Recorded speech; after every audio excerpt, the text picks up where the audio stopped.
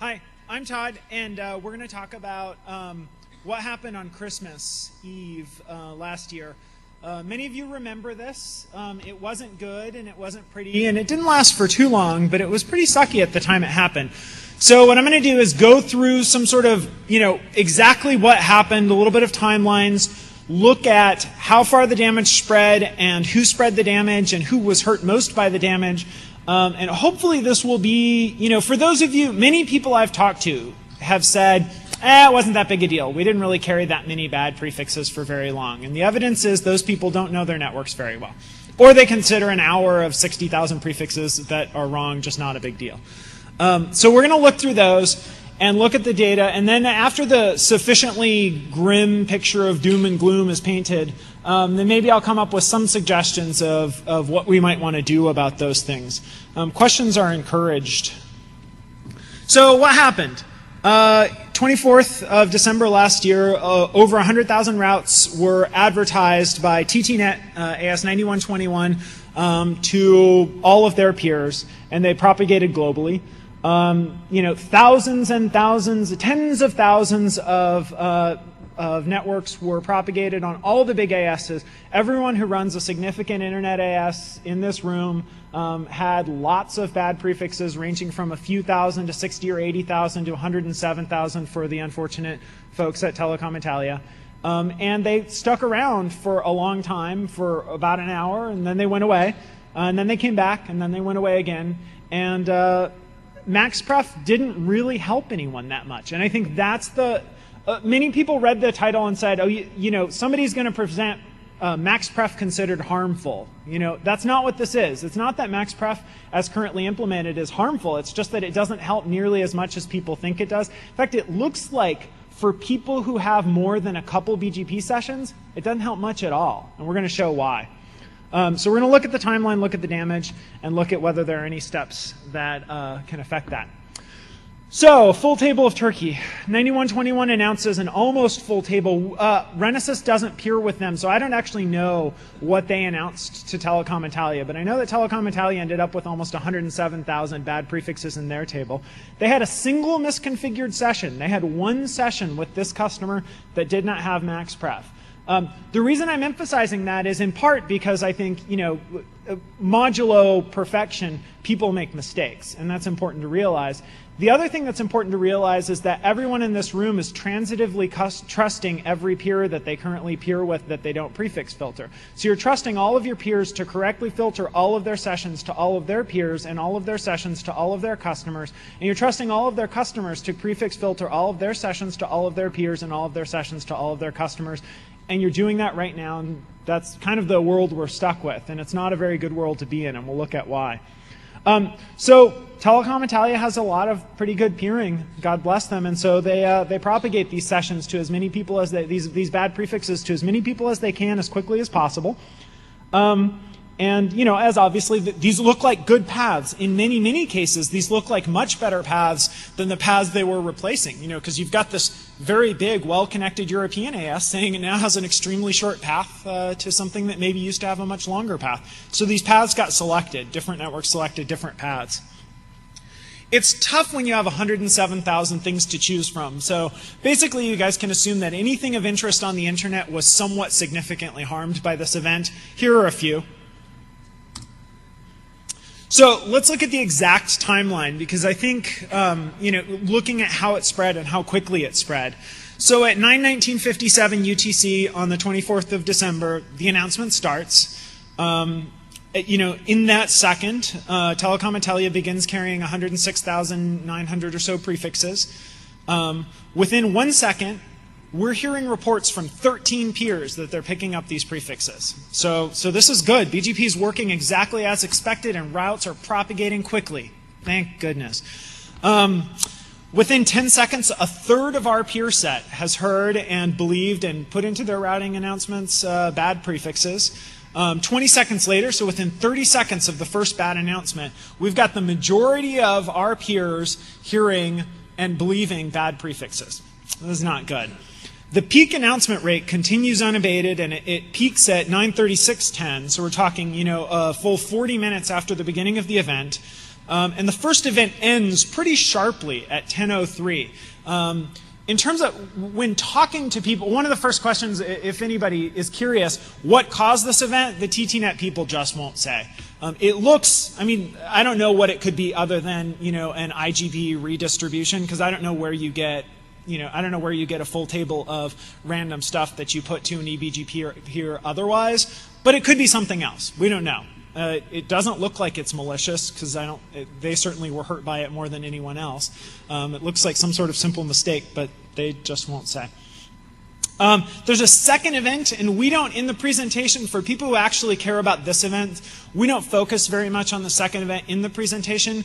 On the web, there are a number of additional slides that show the same level of detail about the second event as about this one. So if you're curious, we did all the same data analysis. It's a smaller event. It happens much later in the day. It happens in the afternoon or, you know, in the evening UTC. It's a short spike and then it goes away. And we're not really sure what that was, if that was a sort of, we think we've got it fixed, no we don't, yes we do sort of event. It's tough to tell. So the damage was extremely widespread. We can pick pretty much any AS in here and do this analysis. We picked Telia just because Peter's cranky, and so we thought we'd make fun of him in public.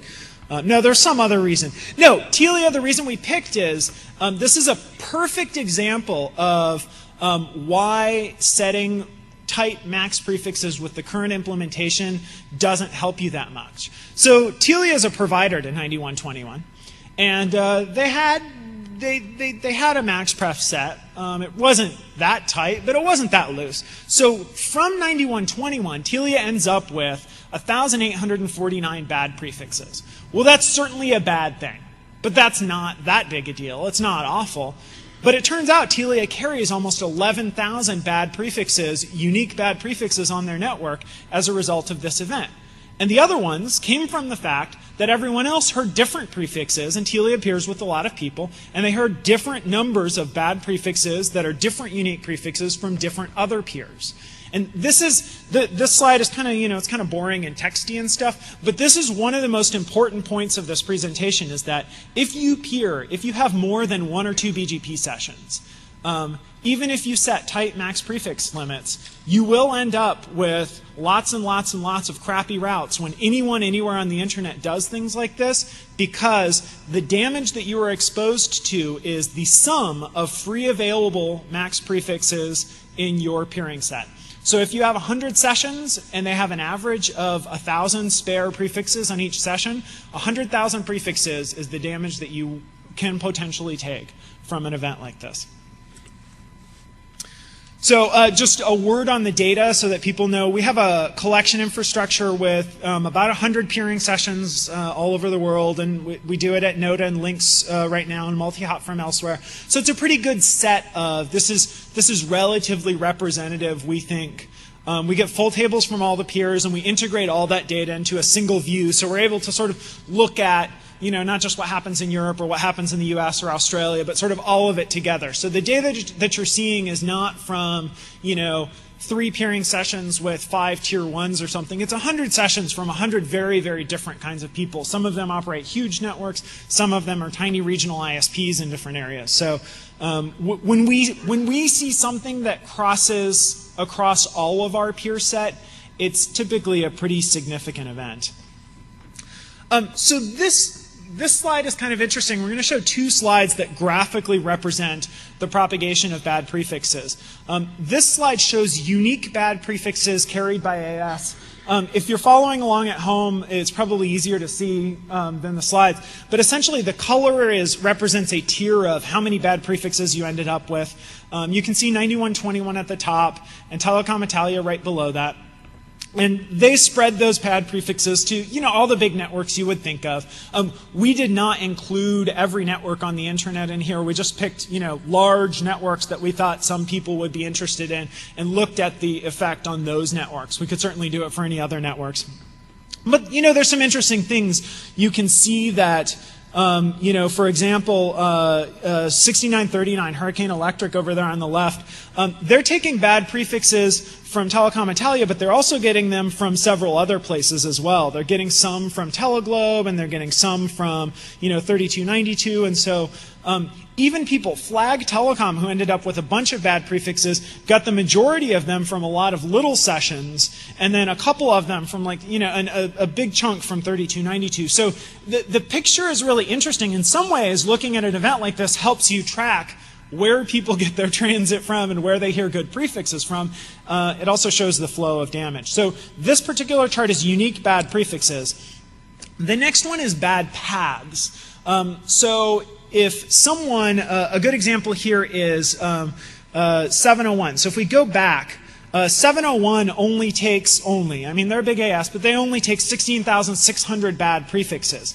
But they end up with 149,000 bad paths through them. That's because the damage that is caused by a single bad prefix at a very, very well-connected AS is much larger than the damage that is caused by a single bad prefix at a smaller AS. Simply by virtue of the fact that they have better peering and they re-announce it to more people, and those paths are then selected by those people. So this is the number of paths through an AS that were bad.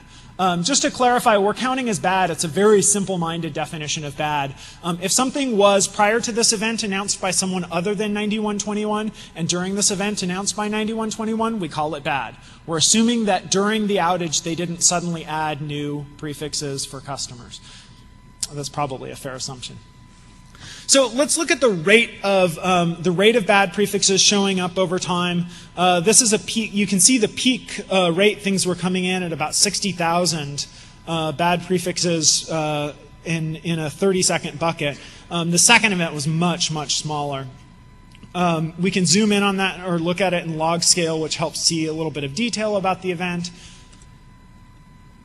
We can zoom in on a tighter time series on the first event and just look at the bulk of the event, which really was from 9:19 to 10 o'clock. There's tapering over that. And actually interestingly, 7 and 8 months after this event, or 6 months after this event, we're still seeing some of these bad prefixes in some people's tables. So that's a little bit concerning. The second event starts sharply and falls sharply, so still not sure what that was.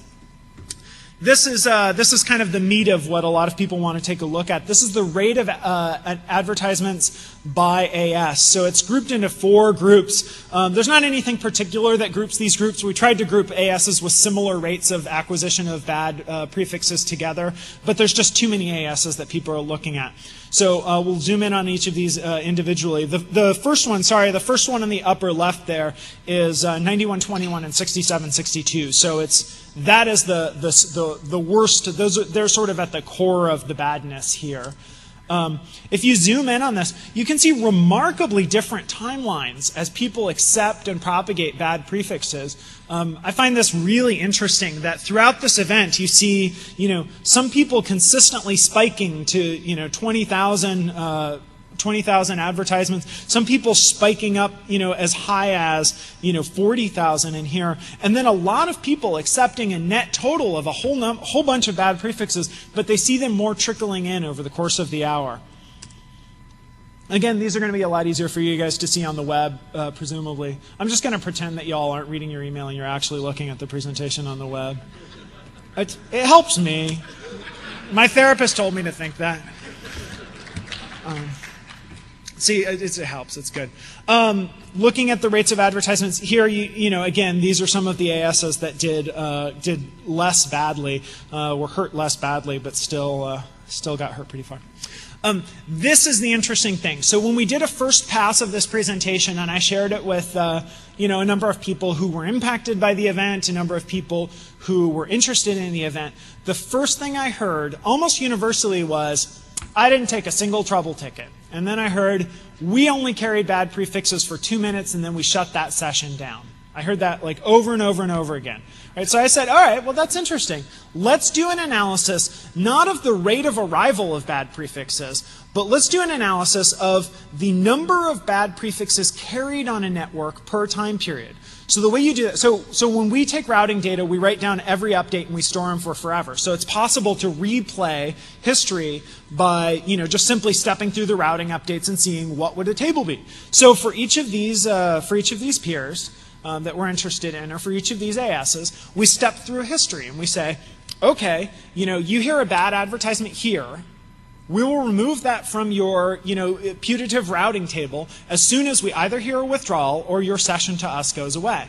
If neither of those things happen, we're going to assume you still have that prefix in your table because I'm a peer of yours and you haven't withdrawn it to me and you carried it. And what we found was that pretty much everyone carried significant numbers of bad prefixes over the entire event. There was none of this. There was no, we carried it for 2 minutes and then it was gone. There wasn't a single AS we looked at. And in fact, when you zoom in, so the red on the upper left is 9121 and 6762. They're the same shape. And they're the worst, right? So they peak up above 100,000 prefixes, as you would expect. And then they taper off over time. And then there's a sharp decline as, Telecom Italia shuts down big chunks of their network, shuts down large amounts of their peering, and starts clearing this thing out. But you see the different shapes. You see the fact, like, let's zoom in on this. Look at HE here, who carried, over 50,000 prefixes for, 40 minutes. Or, the red, which is fascinating, you see Swisscom actually carried over 15,000 bad prefixes, and they carried them well after this event ended. So, I'm not singling anyone out at all, right? Different people carry different numbers of bad prefixes for different amounts of time, but yes. So you get that. Are these additional prefixes? So these are people carrying like 200,000 prefixes in the table, or they're carrying a best path that's wrong for what was a good prefix previously? Yes. So these are for everything we call a bad prefix. That is a prefix that either was not in this peers table previously or was in this peers table previously but originated by a different AS. And so these are prefixes that are newly originated by 9121. Yeah. So this is, from my perspective, maybe you guys don't care about, 45 minutes or an hour of carrying 20 or 30 or 40,000 bad prefixes. But to me, this is pretty catastrophically bad for people who had no direct connection, for the most part, to this AS off in Turkey. Looking at other people, the shapes are, somewhat different, but, the situation's the same. Here Teleglobe peaks at 14 and comes down sharply. Limelight, for some reason, peaks late and then drops sharply. Who knows what that's about? Where's Bill? He's not here. He could tell us what that's about. So again, these are worth looking at, and they're worth looking at in the context of, I think this is much more interesting and much more important data than the rate of announcement. Router geeks, people who are doing this like routing traffic analysis are always talking about rates of this and rates of that, but the reality is what you guys care about is traffic, and traffic is dictated by the routes that you carry. Like what routes are installed on your network that dictate how you route the traffic. So these are pretty important slides, and I encourage you to look at them. Let me give some notes about these results quickly. All of the prefix counts are lower bounds. And let me explain that. If a network is not a peer of mine, which many of these networks are not, then it's quite possible that they carried even more bad prefixes and I just didn't know about it. Now, we tried to supplement our data with, we didn't try to, we did. We supplemented our data with ripe data and with route views data. So for as many large networks as are on here that we could find, we supplemented data with someone who peered directly with them. But there are networks on here and networks who aren't on here, who should be on here, who don't peer with me and don't peer with route views and don't peer with ripe RIS. And so therefore, unless I peer with a customer of theirs who is single home to them, it's possible that it was even worse. So if you think this is bad, it's actually a lower bound on bad. So here's some operational lessons. I don't operate a backbone, so these are entirely proxy operational lessons, but they should be obvious. Holiday staffing was a problem for a lot of people with this. It was Christmas Eve day. It hit at 5 in the morning East Coast time. I got paged by it. A lot of other people got paged by it. But holiday staffing in Knox was light and response times were slow as a result. I heard stories of Knox refusing to reset MaxPref sessions that were because change management had to be invoked. That change management is good. Change management should not cover resetting a MaxPref out session. It's just a little thing, but pay attention to these things. I heard lots of stories of contact and escalation procedures that hadn't recently been tested. This is the blocking and tackling of peering, but Ren would kill me if I didn't mention this stuff up here. A lot of people didn't have escalation paths well established and tested, and didn't have contact information well established and tested. So, 5 a.m. East time, 2 a.m. Pacific time is not when when you just ended up with 20 or 30,000 bad prefixes in your tables and 5 or 10 or 20 or 30 max pref sessions. That's not the time to figure out that you don't have good contact information for your peers and your peers' knocks. Tight maximum prefix settings, some people think they help them. My claim is that it really didn't help anyone, that people ended up with the number of bad prefixes they were going to end up with based on who they connected to, because different people picked up different bad routes. But it's not going to hurt you to have tight settings. It will contain the damage from routes originated by directly connected peers. Unless you have a very small number of adjacencies, I don't believe it'll help you that much. So the fundamental lesson, I believe, is transitively trusting all your peers and all your peers' customers is fundamentally unsafe. So here's some future work that needs to be done. Here's the lovely problem setting. So what I hear is it's impossible for large ASs to prefix filter their peers. Can't be done. Totally impossible. People don't know how, it's certain kinds of max pref settings are hard on some kinds of hardware. That's mostly gone away for most people, but some people claim. But it's basically impossible on the people. People don't update their routing registry information, so you have no source of the good data. You can't collect the good data. There's no way to know which prefixes any peer of any size is going to actually send to you. So it's totally impossible. And it's also impossible to filter large ASs on AS origination for the same reason. AS origination is actually harder on lots of routers now because it involves regular expressions that aren't as fast, but that could be fixed. But it's basically the data. You don't have good data on this. This is totally impossible. That's what I hear. But the current model is you trust all your peers transitively, and we have to assume that since people are imperfect, mistakes like this will continue to happen. And when mistakes like this continue to happen, the evidence is that the damage is not contained. The damage is extremely widespread, and it's bad for a lot of people for significant amounts of time. So therefore, we should really seriously look at doing those impossible things we talked about in the previous slide. So that is the spiel. Yes, Patrick. Hi, Patrick Gilmore from Akamai Technologies. You said max prefixes don't help much, but we saw Telia avoid getting 100,000 bad prefixes down to something like 16,000 bad prefixes. That sounds like it helped a lot to me.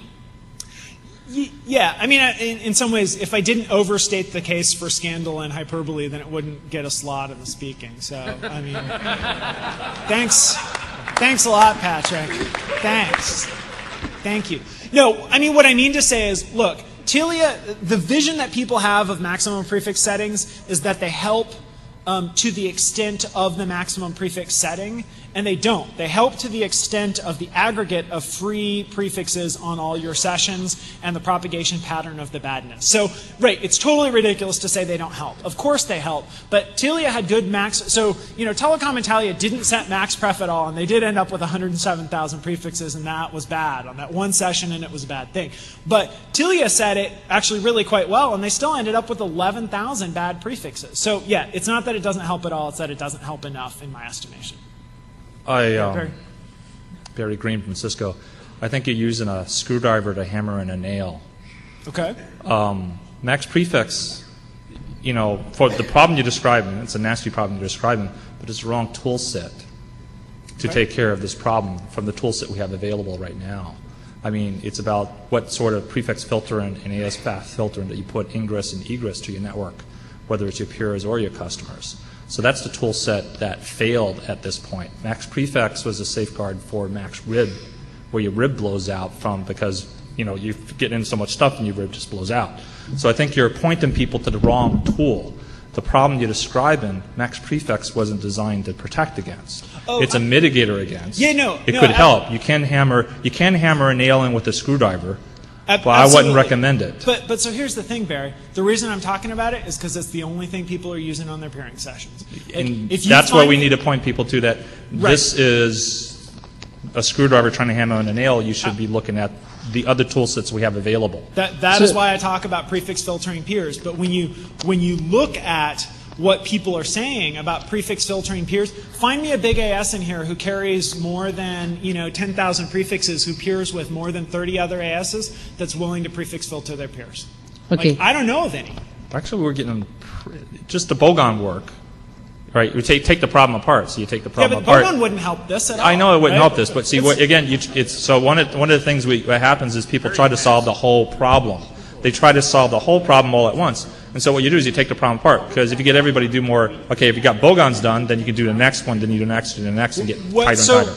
So anyways, I'll hand it over to somebody who does do prefix filtering and everything. So here's Jared.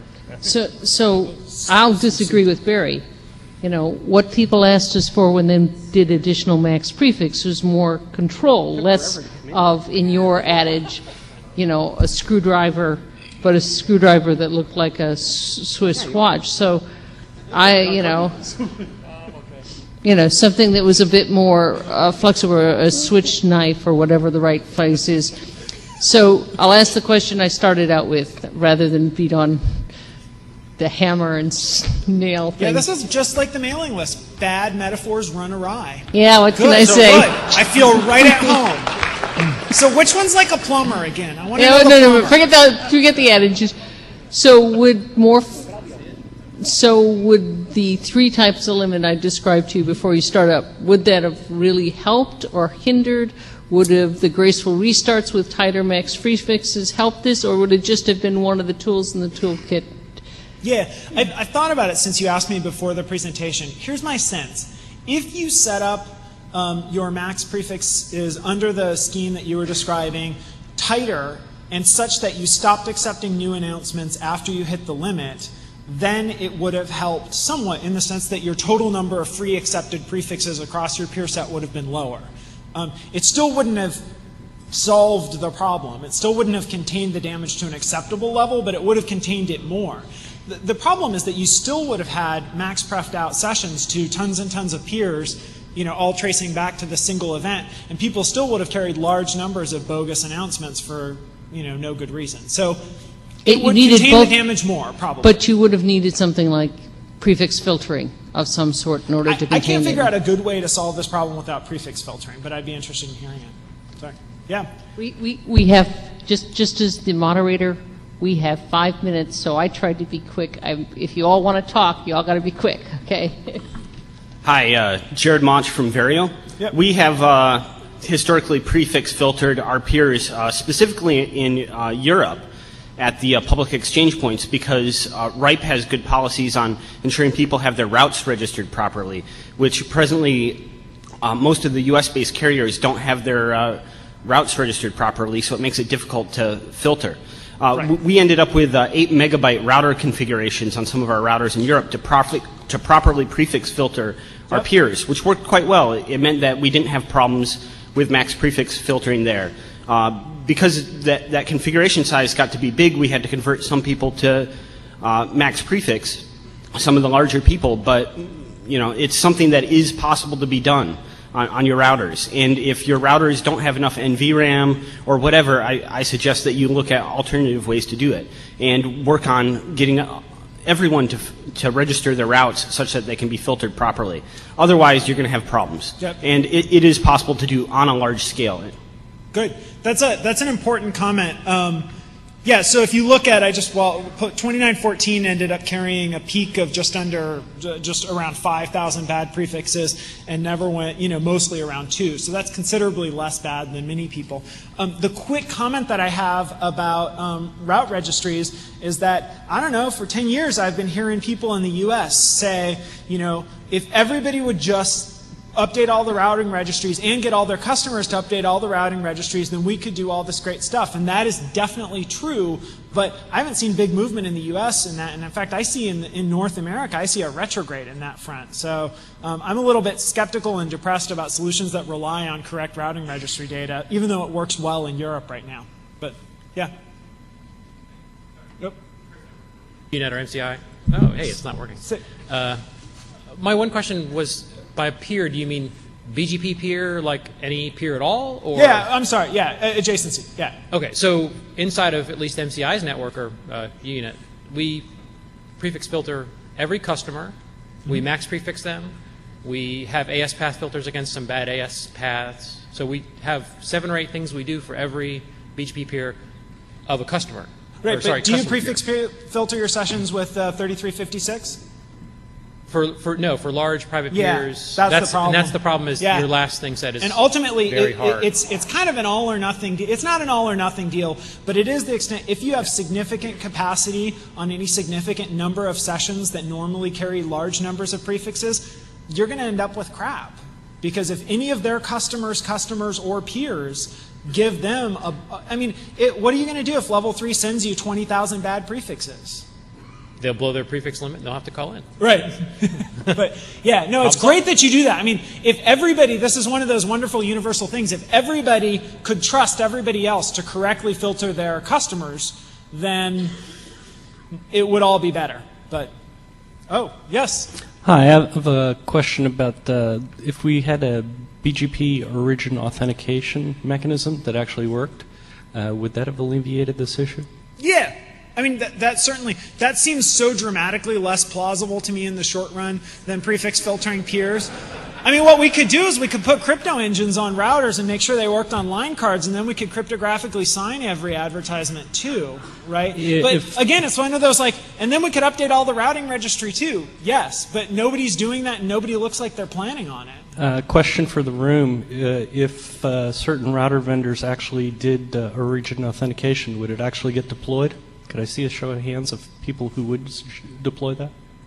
Oh, that hurts. That's not good at all. There's a couple. Yeah. Yeah. Tony basically asked my question. Oh, I'm sorry to hear but that. no, that's fine. But I think actually you have to rephrase the question a little bit and say, I don't think it's obvious for everyone how easy it would be if it's engineered right, and you don't need to do all the crypto stuff.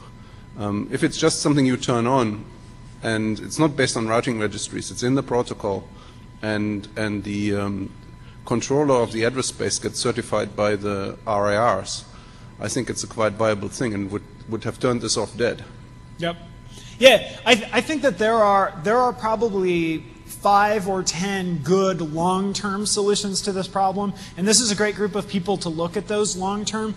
When I hear things like, signing originations and getting routing registries in North America up to date, I think of those as like 5 to 10 year out things, and maybe that's just pessimistic. So I'm interested in what can be done in the slight shorter term. Steve? No. Steve? Okay. Make I'm it just going good. to say that you said that the ripe data is quite good for building route filters and things. I had a customer. I built a prefix filter for them. I got like 2,000 entries, but they were only sending me like 50 prefixes because they got so much stuff in there. They were referencing AS macros that they didn't actually announce anymore. If you look at, let's say we had a peering with level 3, for example. If we built a prefix filter from whatever they have in the registries, if we ended up with a filter that had 150,000 prefixes in, it's not going to help us, because if somebody behind them announces stuff they shouldn't be announcing, we're still going to accept it because we match the prefix, not the prefix plus the AS path. But see, now you're just being depressing, because you're like taking one of the most up-to-date registries and saying it too is crap. Right? No, I mean, you're like, oh, the best registry that people know of is chock full of useless garbage. I'm saying Barry mentioned using prefix filters. You said, oh, that would be great. The problem is if you do prefix filters, it wouldn't help if somebody is announcing things from the wrong AS path. Oh, right. So you have to control how the right. You can't just allow people to register whatever the heck they want in any registry and then trust that. Is that? That's half of it. If I have a peering session with you and it says I will accept this prefix, Yeah. you're assuming it's going to come from the AS that you think it's going to come from. If somebody else somewhere originates the prefix like this AS did, Yes. we'll accept it because it's in the filter. We're not checking Yeah. So you have to plus check both. AS. Yeah, absolutely. Good. Well, thank you all very much.